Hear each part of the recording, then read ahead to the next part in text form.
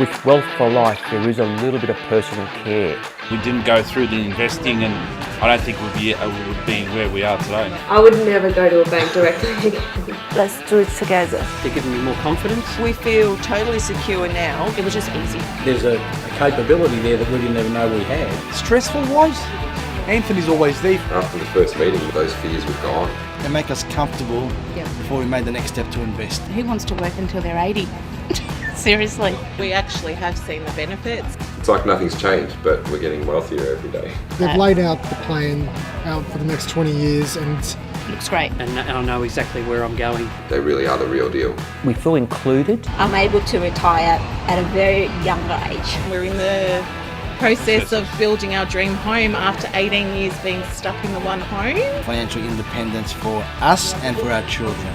Build something for our son, Rocco. And set up our kids' futures as well. Set themselves up for life. They were amazing. So certainly will make a big difference to you.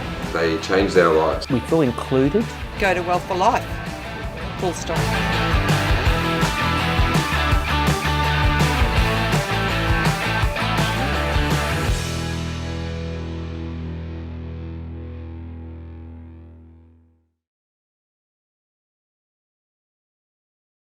Hi guys, Anthony Peluso here, founder and CEO of Wealth for Life. And as we're drawing closer and closer to this ever 2020 year, what's in store for us in 2021? Okay, so many of us are already looking at 2021.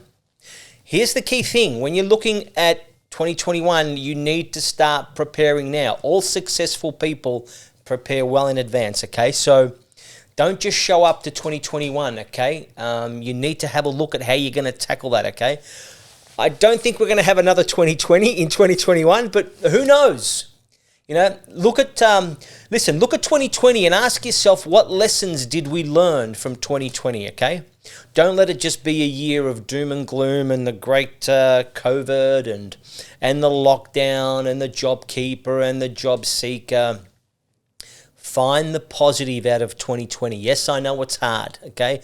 Yes, I know the whole year hurt so many all over the world. And I know you're probably still hurting. But find the positive out of 2020. I was having this conversation with a client just yesterday, actually.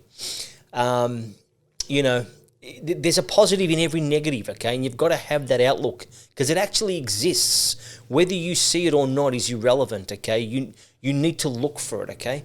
So, you know, one of the views that I had on this, right, and I'm diversing from the topic we're talking, but you know, a lot of people got put onto JobKeeper, a lot of people got laid off, a lot of people had to go into JobSeeker, right?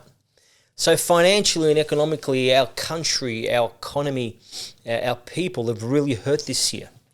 But ask yourself this question: was 2020 an actual preview of what people's retirement could actually look like? Okay?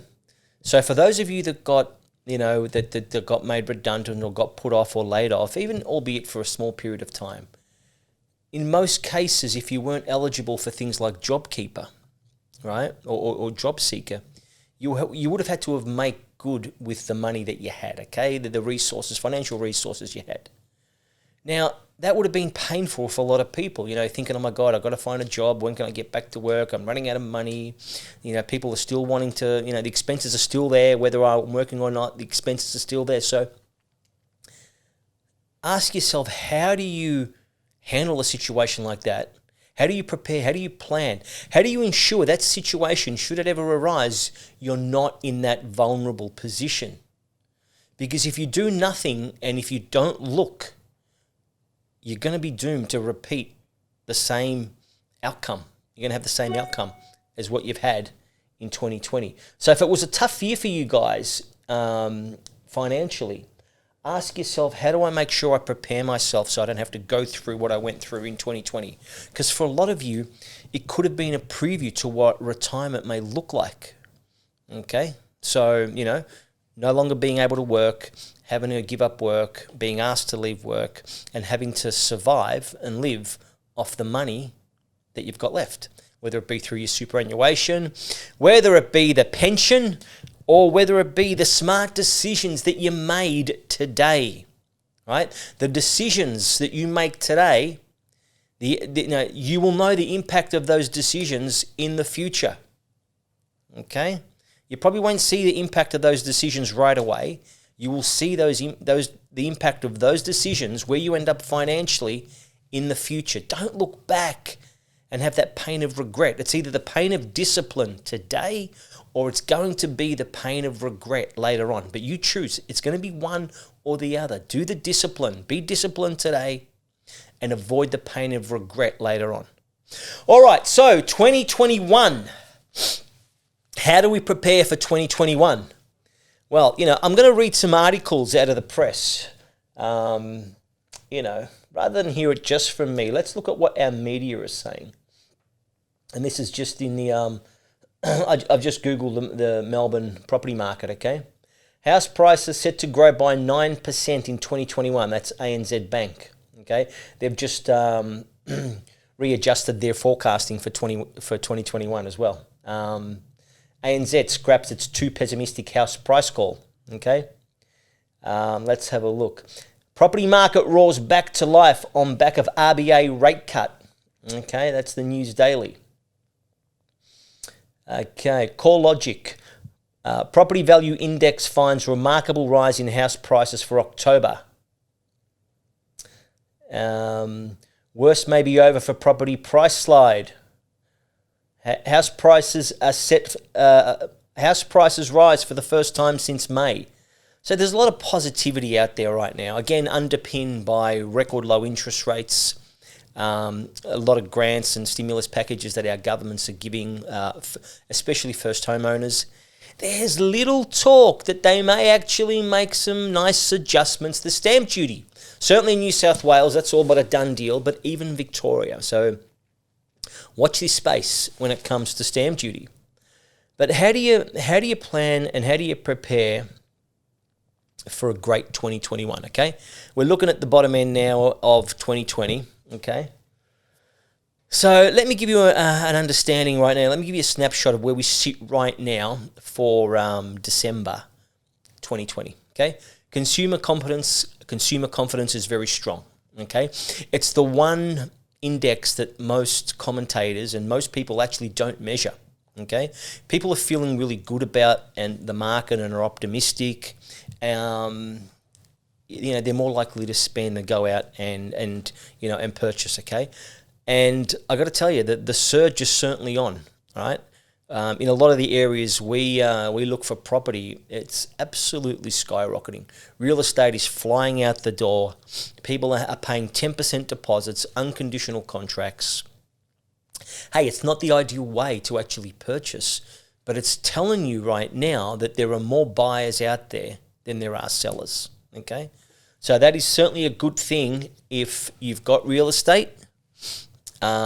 It could be a bit of a challenge if you're looking to get into the market, right? But the longer you leave it, the old story, the harder it becomes, okay?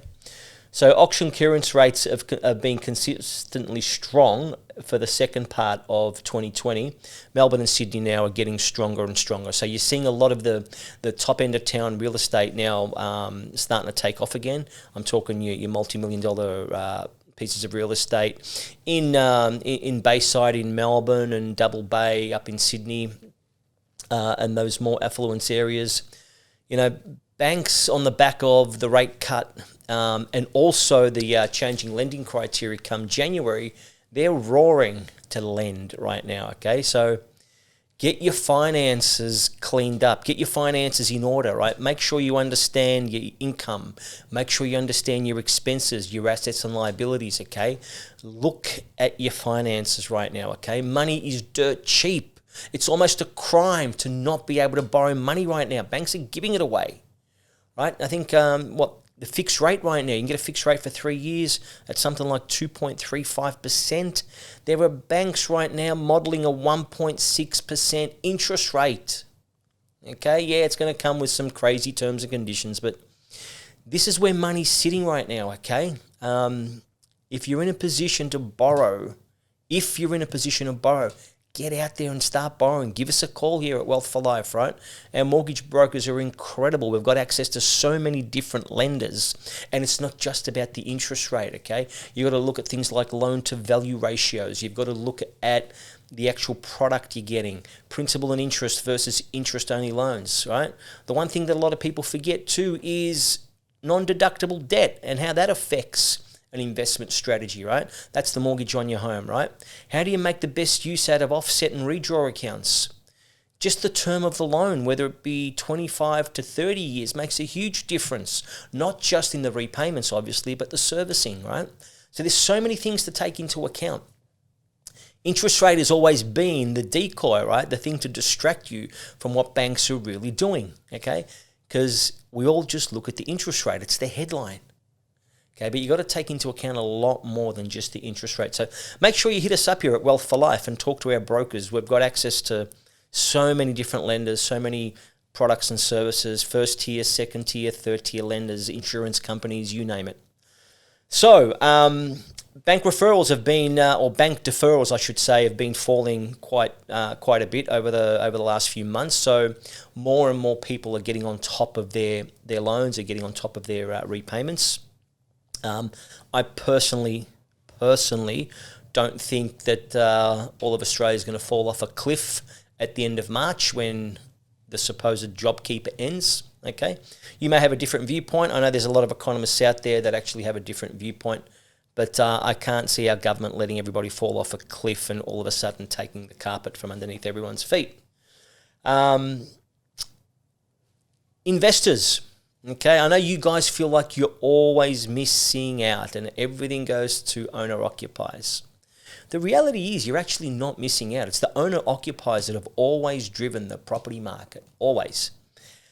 And what you need to do is get out on the ground and play the game, okay? Because they drive the market, you go along for the ride. Investors are never going to control the real estate market. They may control some smaller markets within a market, but they're never going to control the big cities like in Melbourne and Sydney, okay? They're always going to be driven by owner-occupiers. You just got to get a piece of the pie, okay? You got to get out there, all right? For you guys right now sitting there and thinking, I need to think about it, let me decide. What is there to think about? What is there to think about? You know, the more you think, the worse things become. Thinking never leads to a positive outcome, okay? Right? If you need to look, which is different to thinking, right? Analyze, observe, look at the facts, look at the information in front of you. Don't go into your head and start making decisions based on past experiences. Oh, you know, I had a property and it didn't do well, so every other single property, that's not going to do well either, right? You know, you get crazy ideas like that. So, you know, don't look, you know, when you start thinking about stuff, you're going to be dragged into the doom and gloom, the negativity. You're going to be, dragged into the stuff of why it won't work, why it doesn't work. That's how we're programmed, okay? We're all programmed to be careful, right? Debt is bad, right? We're driven by fear, right? You don't think that's true? Have a look at the 6 o'clock news every night. All they do is they control you with fear. So you sit there and you do nothing. That's not the way to live life, okay? Life is freaking incredible. Just turn off the news, okay? There's incredible opportunities out there, not just in real estate, in life in general. Get your money to work for you, okay? Borrow the money cheap. Borrow the money cheap. Get it at that 2%, 3%, and get it to work at that 20, 30, 40%, okay? Leverage your money. Get it out there working against really good assets, whether it be shares, whether it be real estate, whether it be businesses, okay? Yes, you've got to be diligent and you've got to be responsible. You've got to do your homework. But doing your homework doesn't involve sitting there thinking about it. That's not homework. Homework is getting all the facts, getting all the data that you need to make an informed decision, and you make the decision fast. Okay, you don't overlook anything. You just take the data and you make the decision fast. Okay, right. So the big ticket item moving forward, the thing that I think is really going to just boom the market is unemployment. Okay, so if you have a look at it, we've got the interest rates. Okay, we've got the stimulus packages. Our borders are starting to become a little bit more looser, especially around Australia. The only thing the government now needs to do is handle the unemployment. Okay, that's it. That's the only thing on their agenda right now. Okay, and again, the main reason why the RBA cut on Cup Day. So, if we can get that sitting back to around that 5%, I think you're going to see an absolutely crazy economy in 2021. Okay, everything is pointing to that, and no government wants to be recognised as being the ones that had a languishing economy. All right, so I see really good things moving forward. I've been saying that for quite some time, and we know how to spot the indicators. We can see the calm before the storm, and we can certainly see the sun before the sunshine, if you know what I mean. Okay, we can see it coming for quite some time ahead. All right. So, question we get asked quite a bit: regional or metro? Okay. I know a lot of you guys have asked me that question. Anthony, do we buy in Metro Melbourne or do we buy in regional? Which one's better? Well, we can't get into Metro because it's so damn expensive. What about regional Victoria? Here's how I answer that question. Yes, there are a lot of people moving into regional Victoria. Why? Well, for starters, the government's giving you $20,000 as your first homeowner grant in regional Victoria, as opposed to $10,000 in Melbourne, and Melbourne prices and Sydney prices for that matter. Listen, when I talk real estate markets, I'm really only talking about Melbourne and Sydney, okay? Victoria and New South Wales, okay? If you've seen my webinars, my briefings before, I don't really consider the rest of Australia, okay? I know there's other people out there that'll tell you about the Brisbane market and Queensland. I've got too much experience to know that those markets aren't going to perform anywhere near as good as Melbourne and Sydney, all right? Have a look at what's going on in South Australia right now, okay? Have a look at what's going on in WA. Beautiful cities, but just absolutely getting decimated right now, all right? So, regional, $20,000 first home buyers grant, $10,000 in Metro. On top of that, when you look at the $25,000 builder boost, you've got a chunk of 45 grand in your hand. Why wouldn't you run over to regional and set yourself up in regional Victoria? It's exactly what people are doing, okay? Now, is this a trend? Or is this like is this a short-term trend, or is this going to be the long play? Well, again, I go back to the 4 factors that drive real estate prices, okay? It hasn't steered me wrong in the past, and I don't think it's going to steer me wrong in the future, okay? And there are a lot of people, successful investors, that follow the same formulas. Number 1, okay, employment, okay? Don't go into an area at a macro level. Don't go into an area where there's no employment, okay? Why? Because if you don't have employment, you won't have population, okay?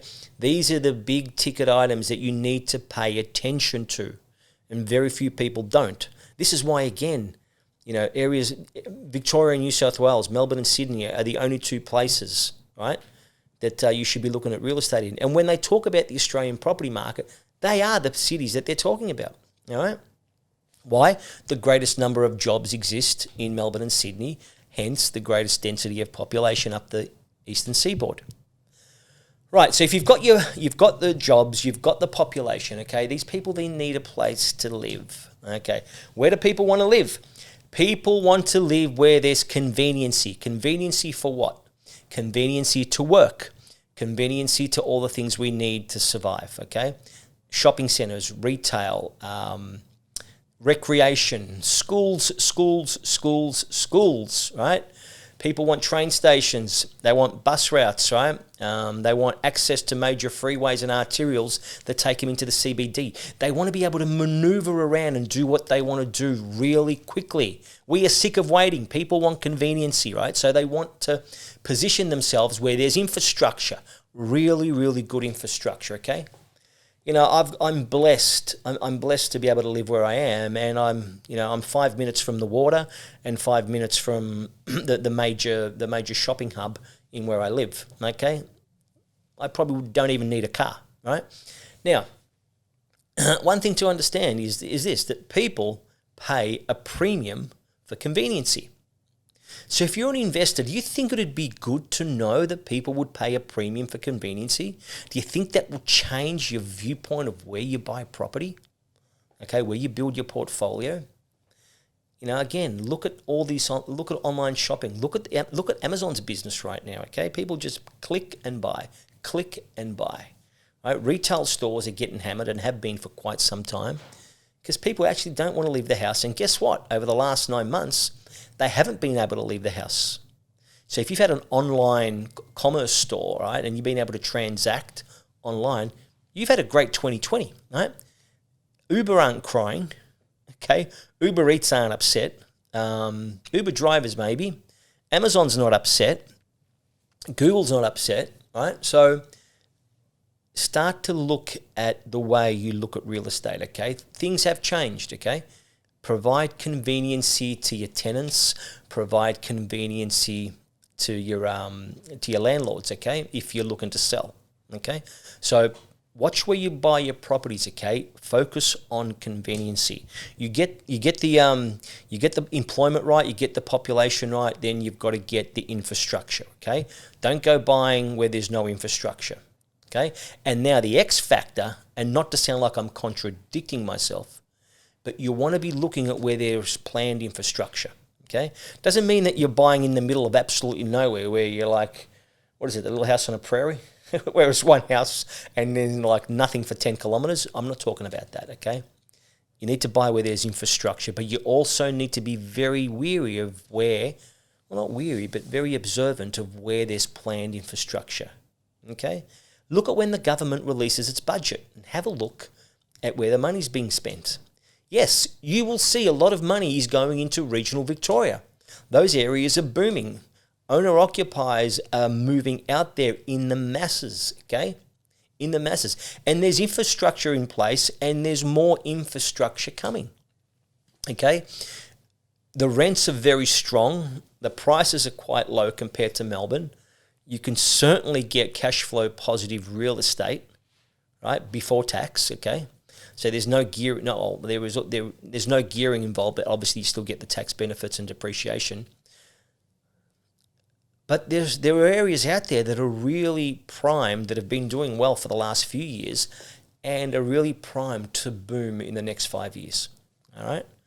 But it's not just about going into regional. I've given you the macro factors that you need to look at, that you then need to look at the micro levels as well. You even want to get it right down to the street.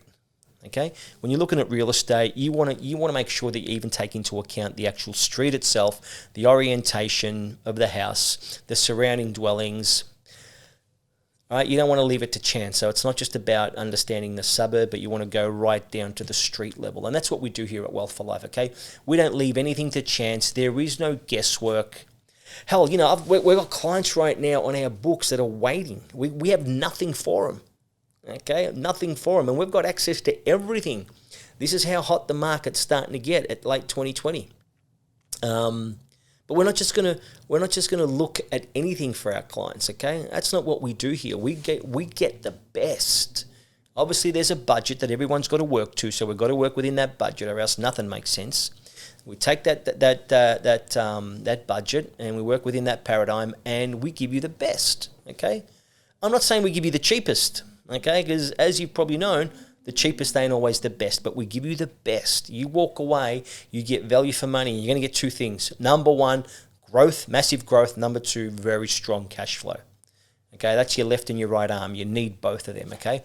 Everything else is a secondary. So make sure you've got really good capital growth, the number one criteria for investing in real estate, capital growth, okay? I've spoken about this. Go back and have a look at my previous webinars. I've given my reasons as to why capital growth, and then very, very strong cash flow. Don't get into real estate just to save tax. All right, that's the wrong play. Okay, yeah, it's great if that happens, but you shouldn't be buying real estate just to offset some tax. All right, so guys, plan your 2021. Okay, don't just show up. Okay, because you won't know what to do if you just land in 2021. Plan ahead. There's still 30 days or so left of 2020. Make your 2021 the best year ever. For some of you, any year is going to be better than this year. For some of you, I know you've done really, really well in 2020, right? Whatever viewpoint you have, right, the year's pretty much done. So sit down, come in and have a chat to us. We're really good at being able to plan out and map out what your next 10, 15, 20 years may look like financially. We'd love to be able to have a coffee with you. I love coffee, by the way, okay? So just bring coffee, you'll get everything for free, all right? You don't know how true that is, by the way. So come in and have a chat to us. We'll show you how to plan your 2021 and beyond, okay? We'll handle things like your cash flow. We'll handle things like capital growth. We will show you exact areas and locations where to buy. We will handle things of what if I can't find a tenant? What if I lose my job? What if interest rates go up? What if I get divorced? What if I stay married, right? All those things, right? So all the things, the what ifs that, are going through your head. What if the property market's going to crash, right? If you want to pay your home loan off faster, there's plenty of ways to do that much faster than the 25, 30-year time frame that banks give you, right? So let's sit down. We've got a bit of time before 2021 rocks around. Let's sit down. Let's have a chat, and let's see how we can make 2021 your best year ever. Thanks, guys.